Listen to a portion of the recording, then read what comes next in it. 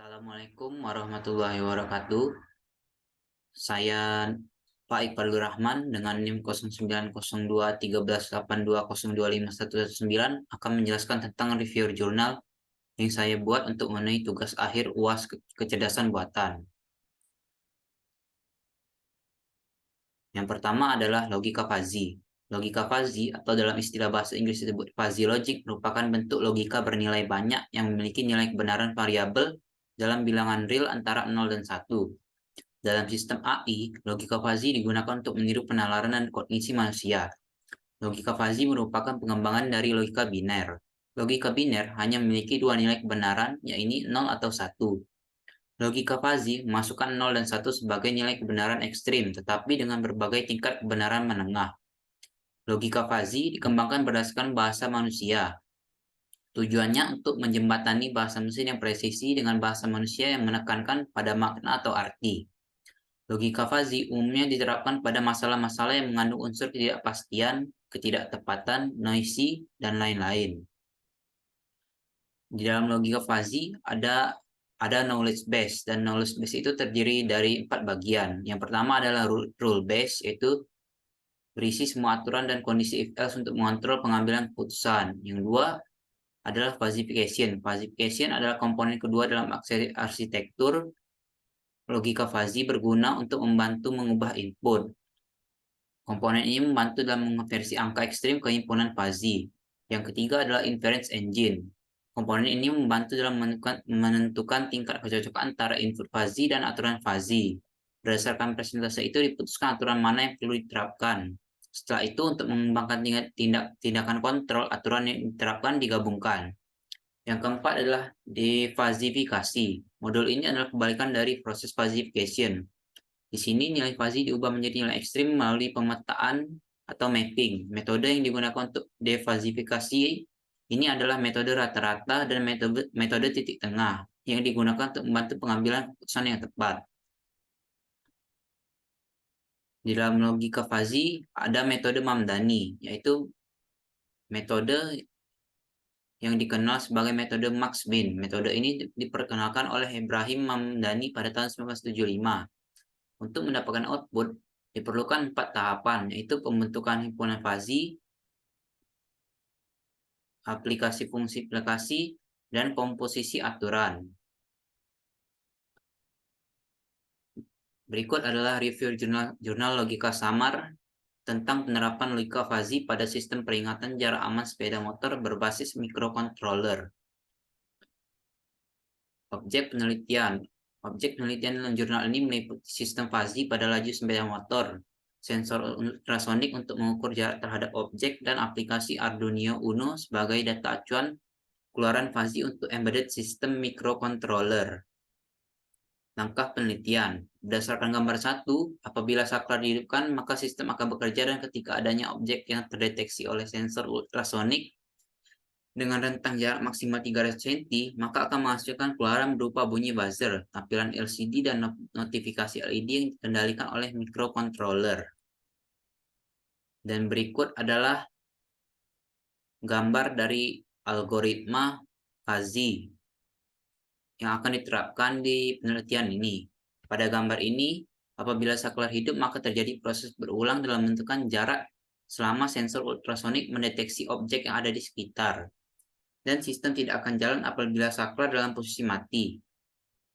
Alat ini bekerja sesuai dengan prinsip kerja fuzzy yang mencakup segala kebutuhan dalam membangun perancangan dan implementasi logika fuzzy dalam hal identifikasi masalah. Identifikasi tersebut meliputi identifikasi sistem fuzzy pada laju sepeda motor, sensor ultrasonik untuk mengukur jarak terhadap objek, dan aplikasi Arduino Uno sebagai data acuan keluaran fuzzy untuk embedded sistem microcontroller. Dan di sini bisa kita lihat bahwa ada beberapa keluaran, yaitu jika jarak lebih dari 250 cm, jika jarak dari 100 cm, dan jika jarak lebih dari 10 cm.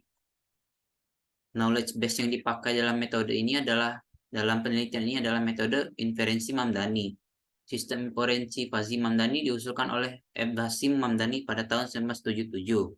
Pertama kali dirancang untuk mengontrol kombinasi mesin uap dan boiler dengan seperangkat aturan kontrol linguistik yang diperoleh dari operator manusia yang berpengalaman. Pada sistem inferensi Mamdani, keluaran dari setiap aturan menjadi himpunan logika fuzzy, digunakan dalam sistem MISO, multiple input dan single output, dan MIMO, multiple input dan multiple output. Dan berdasarkan hasil penelitian ini, diperoleh hasil yaitu berdasarkan tabel hasil pengujian yang telah dilakukan dengan 10 kali pengujian yang menggunakan buku sebagai objek menghalang terhadap sensor, maka didapatkan nilai rata-rata presentase selisih sensor ultrasonik dengan secara manual tersebut sebanyak 4,758%. Dan tingkat ketepatan pada sistem peringatan jarak aman ini dihitung melalui persamaan, yaitu akurasi sama dengan 100% dikurang nilai rata-rata, yaitu 100% dikurang 4,758%, yaitu 95,242%. Bisa dilihat hasilnya pada tabel di bawah ini. Yang kedua adalah jaringan saraf tiruan. Jaringan saraf tiruan ini saya akan mereview jurnal yaitu deteksi penyakit tulang menggunakan jaringan saraf tiruan dengan metode backpropagation. Jaringan saraf tiruan merupakan salah satu cabang ilmu dalam bidang ilmu komputer atau teknik informatika yang mengadopsi jaringan saraf manusia secara biologis ke dalam teknologi. Jaringan saraf tiruan dalam ilmu komputer digambarkan melalui model matematika.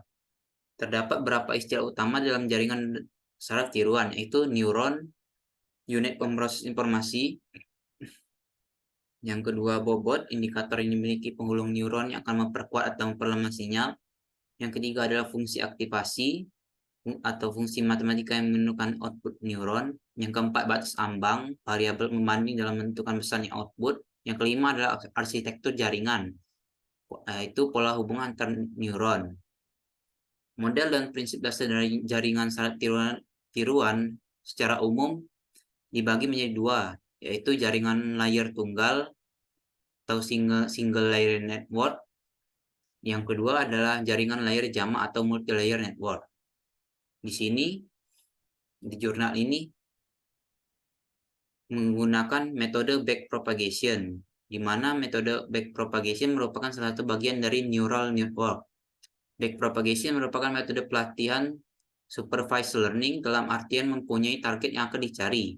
Ciri dari backpropagation adalah meminimalkan error pada output yang dihasilkan oleh jaringan. Dalam metode backpropagation biasanya digunakan jaringan multilayer. Berikut adalah gambar arsitektur jaringan saraf tiruan, jaringan layer tunggal, dan multilayer. Objek dari penelitian ini adalah penyakit pada tulang manusia dan gejala-gejala penyakit yang sesuai dengan data-data yang diperoleh dari dokter spesialis maupun literatur yang ada. Langkah dari penelitian ini adalah 1. Menentukan subjek penelitian. Subjek penelitian dalam jurnal ini adalah bagaimana mendeteksi suatu penyakit pada tulang dengan menggunakan saraf tiruan, metode backpropagation, dan variabel berupa gejala penyakit yang sesuai dengan data yang diperoleh dari dokter spesialis. Yang kedua adalah mengumpulkan data. Di sini ada beberapa metode untuk pengumpulan data. Yang pertama adalah studi pustaka dengan dilakukan dengan mencari, membaca, dan mengumpulkan dokumen sebagai referensi seperti buku, artikel, dan literatur skripsi yang berhubungan dengan topik ini dipilih. Yang kedua, melalui observasi. Pengumpulan data melalui observasi dimaksudkan untuk menggali data dengan cara pengamatan secara langsung ke objek penelitian. Yang ketiga adalah wawancara, dengan proses memperoleh keterangan untuk tujuan penelitian dengan cara tanya jawab. Yang ketiga adalah menganalisis sistem. Data yang dibutuhkan dalam penelitian ini terdiri dari data gejala, jenis penyakit, penyebab penyakit, solusi pengobatan, foto ronsen penyakit tulang. Yang keempat yaitu perancangan sistem. Tahapan proses pembuatan program aplikasi ini penting untuk sebuah proses pembuatan program. Sistem yang dihasilkan akan berjalan baik sesuai dengan apa yang diharapkan. Yang kelima adalah pengujian sistem. Metode pengujian sistem ini dilakukan dengan dua cara, yaitu black box test dan alpha test. Knowledge base yang digunakan dalam jurnal ini adalah backpropagation. Backpropagation melatih jaringan untuk mendapatkan keseimbangan antara kemampuan jaringan untuk mengenali pola yang digunakan selama pelatihan serta kemampuan jaringan untuk memberikan respon yang benar terhadap pola masukan yang serupa tapi sama dengan pola yang dipakai selama pelatihan. Ada yaitu backpropagation mempunyai arsitektur.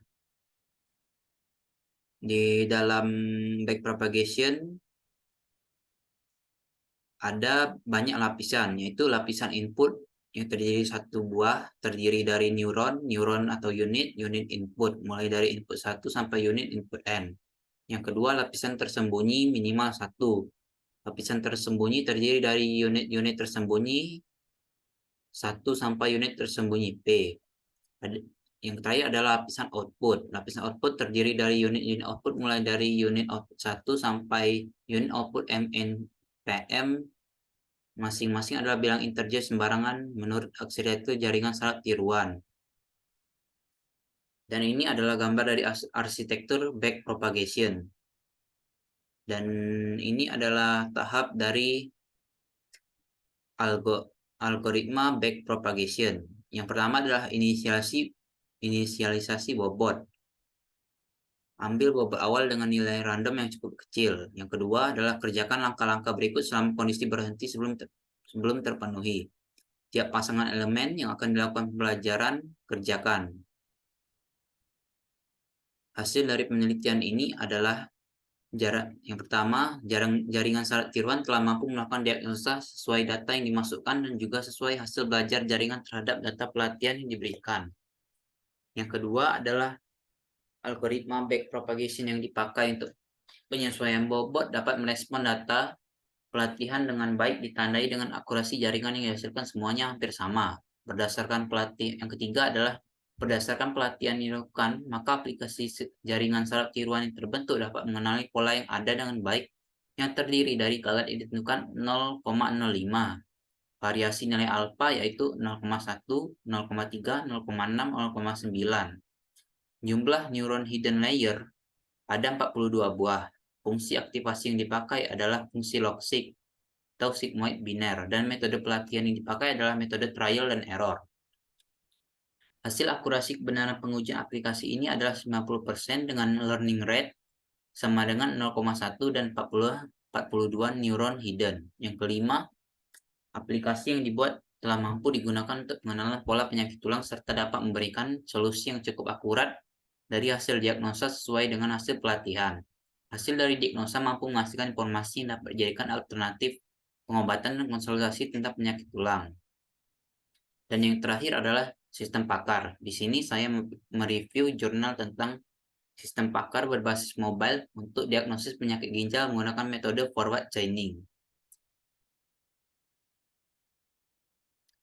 Forward chaining merupakan sebuah metode inferensi yang dapat digambarkan secara logis sebagai aplikasi berulang dari modus ponens. Forward chaining adalah strategi implementasi yang populer untuk sistem pakar, sistem aturan bisnis dan produksi. Forward chaining dimulai dengan data driven, artinya pada forward chaining semua data dan aturan akan ditelusuri untuk mencapai tujuan yang diinginkan. Backward chaining merupakan metode inferensi yang dilakukan untuk bidang kecerdasan buatan yang dimulai dengan pendekatan tujuan atau goal oriented atau hipotesa. Sistem pakar merupakan salah satu cabang dari AI yang membuat penggunaan secara luas knowledge yang khusus untuk penyelesaian masalah tingkat manusia yang pakar. Sistem pakar adalah sistem perangkat lunak komputer yang menggunakan ilmu, fakta, dan teknik berpikir dalam pengambilan keputusan untuk menyelesaikan masalah yang biasanya hanya dapat diselesaikan oleh tenaga ahli dalam bidang yang bersangkutan. Sistem pakar adalah sistem yang berusaha mengadopsi pengetahuan seseorang ke dalam komputer agar komputer dapat menyelesaikan masalah seperti yang biasa dilakukan oleh para ahli. Tujuan dari sebuah sistem pakar adalah untuk mentransfer kepakaran yang dimiliki seorang pakar ke dalam komputer dan kemudian kepada orang lain atau non-expert. Sistem pakar terdiri atas dua bagian pokok, yaitu lingkungan pengembangan dan lingkungan konsultasi. Lingkungan pengembangan digunakan sebagai pembangunan sistem pakar baik dari segi pembangunan komponen maupun basis pengetahuan. Lingkungan konsultasi digunakan oleh seorang yang bukan ahli untuk berkonsultasi. Objek penelitian dalam penelitian ini adalah ginjal dan orang dengan gejala penyakit ginjal. Langkah-langkah dari penelitian ini dapat dilihat pada gambar di samping, yaitu studi literatur yang pertama, yang kedua ada pengumpulan data, ketiga perancangan, keempat penerapan, dan lima pengujian. Pada tahap studi literatur, di tahapan ini melakukan scanning atau searching dalam bentuk teori yang didapatkan dari beragam sumber atau buku untuk memenuhi konsep dan teori yang cocok untuk digunakan. Pada tahap pengumpulan data, peneliti memperoleh informasi dan data dari buku, artikel, maupun jurnal sekitar penyakit ginjal. Pada tahap perancangan, dilangsungkan perancangan aplikasi sebelum pengodingan. Pada saat proses ini dapat diawali dengan membuat desain user interface untuk pengguna. Pada tahap penerapan, yaitu merupakan proses penerapan desain agar dapat menjadi suatu aplikasi yang utuh, yaitu dengan proses pengodingan. Yang terakhir adalah tahap pengujian. Pada tahapan ini, proses pengujian bertujuan melihat apakah ada bagian error atau bug dari aplikasi, kemudian dianalisis dan penilaian.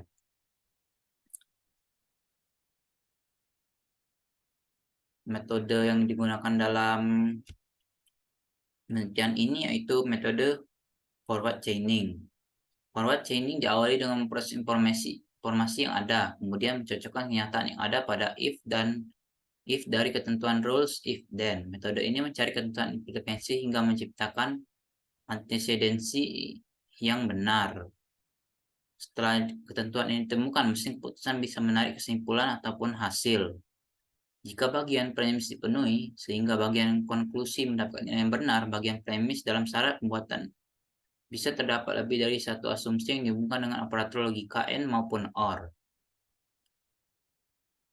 Dan di dalam penelitian ini yaitu mempunyai basis pengetahuan, di mana terdiri dari dua tabel, yaitu tabel yang pertama adalah penyakit ginjal dan tabel yang kedua adalah gejala penyakit ginjal. Basis pengetahuan serta tabel peraturan mengenai penyakit dan gejala yang terbuat harus cocok dengan informasi yang ada pada tabel 1 hingga tabel 3 untuk basis pengetahuan dalam wujud if then rule buat penyakit ginjal. Perancangan produksi sistem ini dituliskan dalam bentuk pertanyaan mengenai basis pengetahuan dari gejala dan konklusi penyakit ginjal. Gejala-gejala yang ada pada kaidah sistem Pakar ini yaitu lebih dari satu dan dihubungkan dengan menggunakan operator N. Berikut adalah hasil penelitian tentang penggunaan aplikasi menggunakan black box, di mana keterangan pada hasil ini sukses semua. Dan sebelah kanan ada tes juga yang dilakukan pada device, di mana tingkat keberhasilannya adalah 100%. Berdasarkan hasil dari UAT pada tabel 9 yang merupakan dari perhitungan pada persentase dari setiap pertanyaan dalam kuesioner, hasil jawab oleh responden dengan total jumlah hasil sebanyak 461 dan rata-rata persentase UAT sebanyak 92,2%. Perolehan hasil menunjukkan responden yang menyetujui pada aplikasi. Di sini kita bisa lihat hasil ini, di mana presentase dari hasil penelitian ini yaitu 92,2%. Mungkin itu saja penjelasan dari saya. Saya ucapkan wassalamualaikum warahmatullahi wabarakatuh.